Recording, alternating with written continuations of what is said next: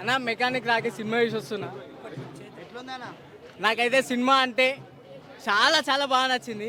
ఎందుకు నచ్చిందంటే ఒక మిడిల్ క్లాస్ అని అవసరం, ఆశ, మిడిల్ క్లాస్ వాళ్ళకు ప్రతిసారి ఒక ఆశ అవసరం ఎప్పుడు పుడుతూనే ఉంటాయి అన్న. ఎందుకంటే అది మిడిల్ క్లాస్ కాబట్టి అవసరాలు ఉంటాయి, ఆశ ఖచ్చితంగా ఉంటుంది కార్లలో తిరగాలని. అలాంటివన్నీ పట్టుకొని వాళ్ళ ఎమోషన్ని చూసేసుకొని కొంచెం తెలివి కల్లోళ్ళు ట్రాప్ చేయడానికి ట్రై చేస్తారు. కానీ ఆ ట్రాప్ చేస్తారు అన్న విషయం మిడిల్ క్లాస్ వానికి అర్థమైతే వాడు ట్రాప్ చేయడం స్టార్ట్ చేసే ఎట్లుంటా అనేది ఈ మెకానిక్ రాకే సినిమా అన్న. విశ్వకన్నా యాక్టింగ్ మాత్రం చింపిసి పెట్టిండు. నిజంగా చెప్తున్నాయి కదా, ప్రతి ఒక్క మిడిల్ క్లాస్ వాడు వచ్చి ఈ సినిమా చూడాలన్న. అన్న ఎవరు బాలే అన్నారు చెప్తున్నా ఫస్ట్, ఎవరు వాళ్ళు సినిమా చూసే చెప్తురా, నిద్ర మబ్బుల చూసి చెప్తురా, లేకపోతే ఏదైనా వాళ్ళ ఇంట్లో ప్రాబ్లమ్స్ పెట్టుకొని వచ్చి పాపం సినిమా చూస్తురో వాళ్ళ ఇంట్లో ప్రాబ్లమ్స్ ఉన్నాయి ఏమంటారు ఆలోచిస్తురో నాకైతే అర్థమవుతలే అన్న. మరి అసలు ఫ్రెష్ మైండ్తో రాదు సినిమాకి, మొహం కడుకొని లేకపోతే స్నానం చేసి సినిమాకి వచ్చి సినిమా చూస్తే తెలుస్తుంది. చాలా యూనిక్ పాయింట్ అన్నారు, యూనిక్ పాయింట్ ఉందా లేకపోతే ఏంటి ఆ పాయింట్? అంటే అందరికి కనెక్ట్ అవుతుంది అన్న, కానీ మిడిల్ క్లాస్ ఇంకా ఎక్కువ కనెక్ట్ అవుతుంది. ఆ ఎమోషన్స్ అట్లున్నాయి, సినిమా చూస్తే తెలుస్తుంది. పక్కా వర్తిట్ అన్న చెప్తున్నా కదా. ఇంకా బడ్జెట్ పెంచవచ్చు విశ్వకన్నకి 100%. బడ్జెట్ ఇది బడ్జెట్ కాదు కదా, దీన్ని డబల్ బడ్జెట్ తీసిన ఖచ్చితంగా ఇట్టు కొడతాడు. హీరోయిన్ వాళ్ళ పెర్ఫార్మెన్స్ ఎలా ఉంది? హీరోయిన్ పర్ఫార్మెన్స్ గుడ్ అన్న. మీనాక్షి చౌదరికి మంచి మంచి క్యారెక్టర్లు పడుతున్నాయి. ఇప్పుడు వచ్చిన లక్కీ భాస్కర్ అయితే బ్లాక్ బస్టర్ హిట్ అందరికీ తెలుసు. అల్లా ఆమె ఒక ఫ్యామిలీకి బాధ్యత వహించినట్టే ఉంటుంది. ఇల్లు కూడా సేమ్ క్యారెక్టర్ లాగా ఉంటుంది అన్న. హైడ్రా కోసం ఉంది అని అంటున్నారు, అర్థం కాలే. హైడ్రా అవి అన్ని దాంట్లో యాడ్ చేశారు అని చెప్పేసి హైడ్రా అని ఏముండదు అన్న, అది పాయింట్ అవుట్ చేసి చెప్తున్నట్టు. హైడ్రాకి దీనికి ఏం సంబంధం అన్న? అంటే కొన్ని సీన్స్ క్రియేట్ ఏంటిది అంటే సినిమా రాసుకున్నప్పుడు అయితే తెలియదు కదా హైడ్రా గురించి. రాసుకున్నాక వస్తే ఇప్పుడు దీనికి ఎట్లా కనెక్ట్ చేశారు అంటే సినిమాని ఏదో ట్రోల్ చేయాలని చెప్పేసి చెప్తున్నారు అవన్నీ. కాదన్న, హైడ్రాకి దీనికి సంబంధం లేదు. ఒక స్టోరీ సినిమా పాయింట్ ఆఫ్ వ్యూలో మాత్రమే చూడండి. దీన్ని అనవసరంగా ట్రోల్ చేయడం మాత్రం మంచిది కాదు.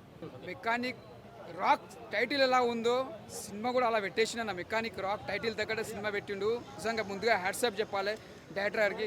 సినిమా చూస్తుంటే మాత్రం కొత్తగా తీసిండు, ఒక డిఫరెంట్గా తీసిండు. అంటే ఇక్కడ చూస్తే మనకు బోరింగ్ లేకుండా చాలా బాగా తీసిండు. హీరోయిన్ యాక్టింగ్ చూస్తుంటే మాత్రం ఇచ్చి పడేసింది అన్న.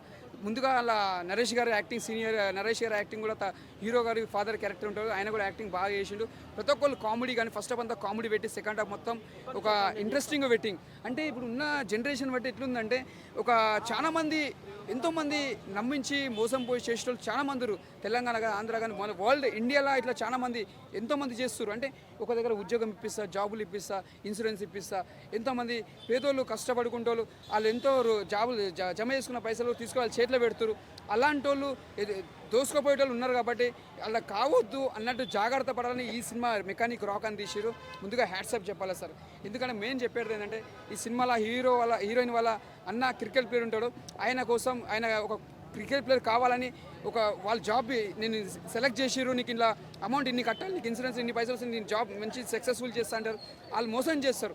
ఆ మోసం వల్ల హీరోయిన్ వాళ్ళ అన్న చనిపోతాడు. అంటే ఇలాంటివి ఎన్నో జరుగుతున్నాయి మన దేశంలో. అది జరగకుండా అనేది ఈ సినిమా, ఈ కథ ఎన్నుకోవడం కూడా చాలా గ్రేట్ అనుకోవాలి. హీరో గారు సూపర్ ఉంది సినిమా. ఇది ఒక బ్లాక్ బస్టర్ అని చెప్పొచ్చు. సునీల్ గారి యాక్టింగ్ కూడా చాలా బాగా చేసిన, ఇలా చాలా బాగా చేసారు. పుష్పలో ఎంత బాగా చేసినా దానికన్నా ఎంత బాగా చేసిన యాక్టింగ్ బ్లాక్ బస్టర్ అని చెప్పొచ్చు. విశ్వేశ్వర కెరియర్లో ఫలక్నామా దాస్ తర్వాత నాకు నచ్చిన సినిమా అంటే మెకానిక్ రాక్ సినిమా. చిరంజీవి గారి పేరు పెట్టుకున్నారు కదా మెకానిక్ అల్లుడు అన్నట్టుగా, ఆ టైప్లో అనుకుని వచ్చేసాను. ఫస్ట్ హాఫ్లో జస్ట్ ఎంటర్టైన్మెంట్ మాత్రమే. ఫస్ట్ హాఫ్ గురించి ఎక్కువ ఎక్స్పెక్ట్ చేయదు, నేను క్లారిటీగా చెప్తున్నా. హ్యాపీగా నవ్వుకుంటాం, ఎంటర్టైన్మెంట్ ఉంటుంది. హర్ష ఉన్నాడు కదా, వైవ హర్ష ఉండడం వల్ల కొంచెం ఎంటర్టైన్మెంట్ అనిపిస్తుంది. సెకండ్ హాఫ్లో మంచి మెసేజ్ ఉంటుంది కదా. ఖచ్చితంగా ఫస్ట్ హాఫ్ కనుక మీరు ఓపిక బట్టి వెయిట్ చేసి నవ్వుతూ హ్యాపీగా కూర్చున్నారనుకో, సెకండ్ హాఫ్లో ఆ ట్విస్ట్లు చూస్తుంటే క్లైమాక్స్ చూస్తే మైండ్ బ్లాక్ అవుతుంది. నేను ఇప్పుడే ఒక వీడియో చేయాలనుకుంటున్నా. అమ్మ నేను బతికే ఉన్నా, ఒకవేళ సచ్చినా సరే నా తరపున ఎటువంటి ఇన్సూరెన్స్ లేవు, ఉన్నా నా ఆయన క్లోజ్ చేసుకొని వెళ్ళిపోతున్నా.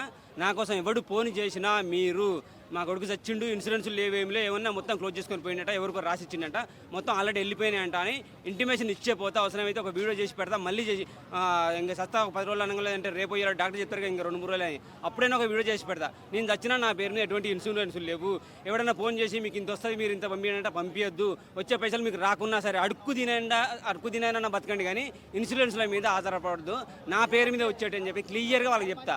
సో ఆ మెసేజ్ రావాలి, అది తెలుసుకోవాలంటే ఖచ్చితంగా సినిమా చూడాలి భయ్య. ఫస్ట్ హాఫ్ మాత్రం జస్ట్ నవ్వుకుంటారు, హ్యాపీగా ఎంజాయ్ చేస్తారు. సెకండ్ హాఫ్లో సెంటిమెంట్స్, ఫాదర్ చనిపోయే కొన్ని సన్నివేశాలు చూపిస్తారు. అది ఇక వాళ్ళకే వస్తాయి, వాళ్ళే చేయగలరు. అందుకనే ఆర్టిస్టులనే చూడాలి మనం. వాళ్ళు ఏదో కొన్ని చిన్న చేసారు కదా అని చెప్పేసి వాళ్ళని పనికిరాని చేసారు కదా అని చెప్పి మనం రోస్ట్ చేసుకుంటూ పోయినాం అనుకో, తర్వాత వాడిచ్చే క్లైమాక్స్ అంటే వాడిచ్చే నెక్స్ట్ సినిమాకు మన మూతులు ముక్కులు అన్నీ మూసుకోవాల్సి వస్తుంది. సో ఖచ్చితంగా ఒక్కబట్టి చూడండి, ఎంటర్టైన్మెంట్ అవుతుంది. ఫస్ట్ హాఫ్ సెకండ్ హాఫ్లో మొత్తం రచ్చ ఉంటుంది, మంచి సెంటిమెంట్ ఉంది, మంచి భావాలని, మంచి అసలు పెద్ద ఏంటంటే మెసేజ్, చాలా పెద్ద మెసేజ్ ఉంది అనమాట. చాలా సినిమాలు ఉన్నది. ఆ మెకానిక్ పనికి వస్తాడా రాడా అనుకున్నాను, కానీ బీటెక్ ఫెయిల్ అయిన ఒక మెకానిక్ ఇంజనీరు ఎంతవరకు తీసుకెళ్ళాడు సినిమాని, తన భుజస్కంధాలపై మోసుకుంటూ ఏ రేంజ్లో తీసుకెళ్ళగలడో విశ్వక్సేను ఖచ్చితంగా నిరూపించిండు. నేను సినిమా ఫ్లాప్ అయితే అంటే మూసుకొని కూర్చుంటా, నేను సినిమాలు తీయను, బట్టలు ఇప్పుకొని తిరుగుతా అన్నాడు కదా. కాగా నువ్వు బట్టలు ఇప్పుకొని తిరిగినా సరే అది సెన్సేషన్ అవుతుంది. నెక్స్ట్ టైం అయితే నువ్వే రాసుకో, నువ్వే చేసుకో, నువ్వే డైరెక్షన్ కూడా నువ్వే చేసుకో, డైరెక్షన్ వేరే వాళ్ళకి అప్పచెప్పు. బీజిఎం కూడా బాగా అనిపిస్తుంది సెకండ్ హాఫ్లో మస్తు. సునీల్ అన్న అయితే అసలు ఒక పుష్ప టైప్లో చూపించారు, కానీ ఎండింగ్లో ఏ టైప్లో ఎంటర్టైన్మెంట్ అవుతుందో ఆ టైప్లో ఎంటర్టైన్మెంట్ అవుతుంది. ఫుల్ ఎంటర్టైన్మెంట్ ఉంది భయ్య, ఎంటర్టైన్మెంట్ విత్ ఎమోషను అండ్ మంచి మెసేజ్ ఉంది ఖచ్చితంగా. సెకండ్ హాఫ్ హీరోయిన్లు ఇద్దరికి బాగున్నారు. అసలు మోసం చేసే ఒక హీరోయిన్ ఉంటుంది, ఆమెకి హ్యాట్సప్ చెప్పాలి. ఫుల్ అంటే ఫుల్గా అసలు ఫుల్ ఎంతగా ఉంటుంది, మస్తు యాక్టింగ్ చేసింది అనమాట. ఎక్కడ కూడా ఈమె నటిస్తుంది అనే విషయం తెలియలేదనమాట. ఆమె చేసే మోసం తెలియకుండా చేసుకుంటూ వెళ్ళిపోయింది, అంత బాగా అనిపించింది నాకైతే. సెకండ్ హాఫ్ చూస్తుంటే క్లైమాక్స్ అయితే రచ్చ కాగా సూపర్గా ఉన్నది. వైవాహర్షకు సెల్యూట్ కొడతాను నేను. ఆయన ఉండటం వల్ల కామెడీ పరంగా చాలా పండింది. నిజంగా నరేష్ గారు కూడా ఉండాలి సినిమాల్లో. ఇంత చిన్న సినిమాలో ఎందుకు ఉన్నాడు అనుకున్నా, కానీ ఆయన పాత్ర కూడా ఇంటర్వ్యూల తర్వాత తెలిసింది ఆయన ఎందుకు ఉండాలి అనేది. నిజంగా ఎక్కడ దొరికితే అక్కడ చూడండి, చాలా బాగా అనిపించింది. మంచి మూవీ. విశ్వక్సేన్ అయితే ఇట్టు కొట్టిండు భయ్య.